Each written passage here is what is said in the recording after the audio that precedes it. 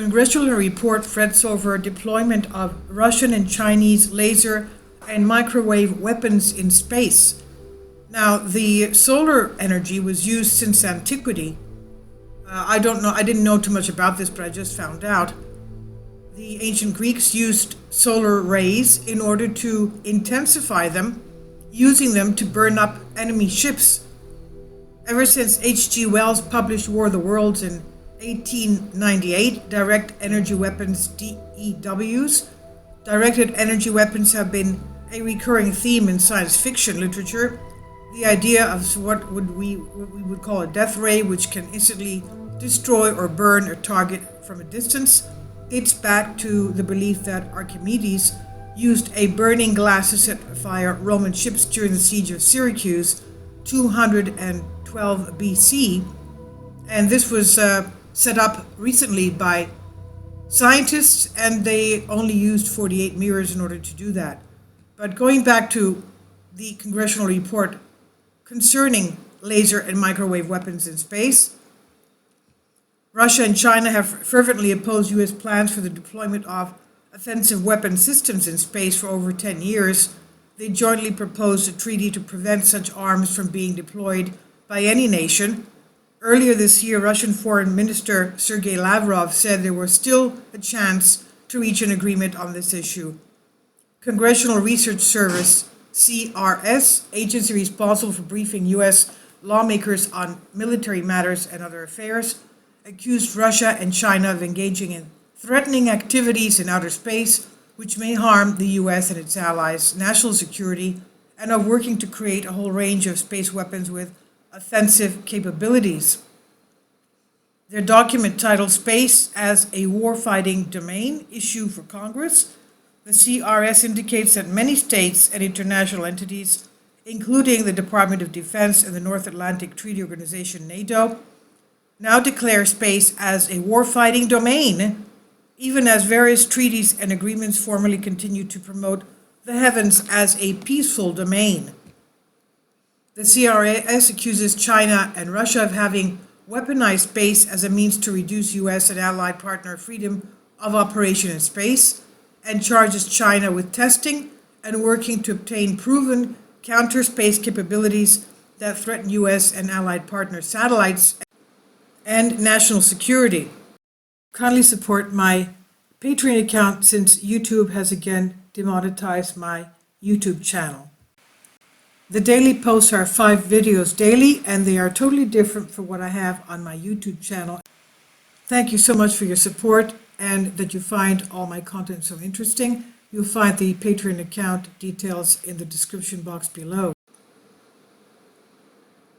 Classifying space as the ultimate military high ground, with particular importance, of course, to communications, intelligence, and missile warning surveillance operations, this report suggests that the U.S. had 2 main strategic adversaries, having studied warfighting concepts and have focused on space system as a particular U.S. vulnerability. It says China and Russia are reported to be pursuing non-destructive and destructive counter-space weapon capabilities such as jammers, lasers, kinetic killer anti-satellite ASAT systems, and cyber attack capabilities. The report says all these systems threaten U.S. satellites and make it so that U.S. military space superiority can no longer be taken for granted, of course. The new technologies involved are said to include kinetic physical, direct descent weapons, that is missiles, non-kinetic physical, such as lasers, high-powered microwave weapons, DEWs we know, the nuclear weapons detonating in space that create an electromagnetic pulse. Both countries are also charged with developing and testing a variety of space platforms, including the Russian Inspector satellites, the Chinese ground-based anti-satellite ASAT weapons, and more.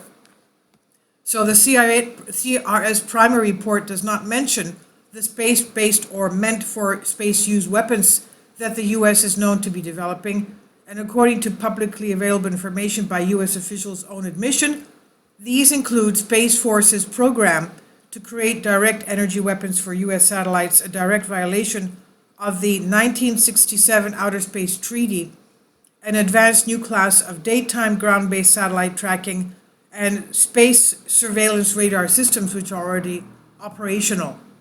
Last year, Pentagon officials appeared to confirm that U.S. military industrial complex was working on space-based missile defenses to shoot down enemy hypersonic glide vehicles. Such a development would be a violation of the 1967 agreement and the 1972 Anti-Ballistic Treaty, which prohibits the creation of missiles defense systems. The Bush administration unilaterally walked out on the ABM treaty in 2002. Russia and China jointly proposed establishing a new international treaty on the prevention of the deployment of weapons in outer space in 2008. So obviously we know that they're already doing that. With the proposal including in its scope space-based weapons, as well as systems which could be used against other countries, space-based objects, such as satellites. U.S. officials have dismissed the proposal as a mere diplomatic ploy by the two nations to gain a military advantage, and none of the past four U.S. administrations have moved forward with negotiations. Russian officials continue to promote the 2008 treaty and to express publicly that militarization of space can still be stopped. In February, former Minister Lavrov said that there is still a chance to work out generally accepted, legally binding measures which can prevent a military confrontation in outer space. That's frightening, isn't it? This is by Ilya Chikhanov on Sputnik. This is going on. Obviously, they're up there doing all these things. Please leave your comments, and thank you for your support.